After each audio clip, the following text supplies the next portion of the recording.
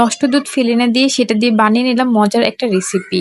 আমার ১ লিটার দুধ নষ্ট হয়ে যায়। ভাবলাম সেটা ফেলে না দিয়ে সেটা দিয়ে মজার একটা কিছু বানানো যায়। অন্যান্য মিষ্টির তুলনায় ছানার মিষ্টিটা আমার সবচেয়ে প্রিয়। তাই আমি আজকে ঠিক করলাম ছানার কাঁচাগোল্লা মিষ্টিটা বানাবো। প্রথমে ছানাটাকে ২ টা অংশে ভাগ করে নিব এবং একটা অংশে 1 টিস্পুনের মতো চিনি দিয়ে ভালো করে মিক্স করে নিব। চিনি মিক্স করা ছানার অংশটা হচ্ছে ফ্রাই প্যানে দিয়ে সেটাতে 3 টিস্পুনের মতো কনডেন্সড মিল্ক দিয়ে ভালো করে নাড়ব। চুলার আঁচ মিডিয়ামে রেখে ভালো করে কনডেন্স মিল্কটা শুকিয়ে নিতে হবে। এক পর্যায়ে এমন হয়ে গেলে সেটাকে নামিয়ে নিব। বাকি অংশ ছানার সাথে এই ছানার অংশটুকু ভালো করে মিক্স করে নিব। এবার হাতের সাহায্যে ছোট ছোট বল আকারে তৈরি করে নিব। এখানে আমার ১ লিটার দুধে মোট ৭ পিস ছানা হয়েছে এবং আমি ছানাগুলোকে বেশি বড়ও করিনি ছোটও করিনি, মিডিয়াম বল শেপে রেখেছি। এবার আমি মিষ্টিগুলোকে পাউডার মিল্কে ভালো করে কোট করে নেব।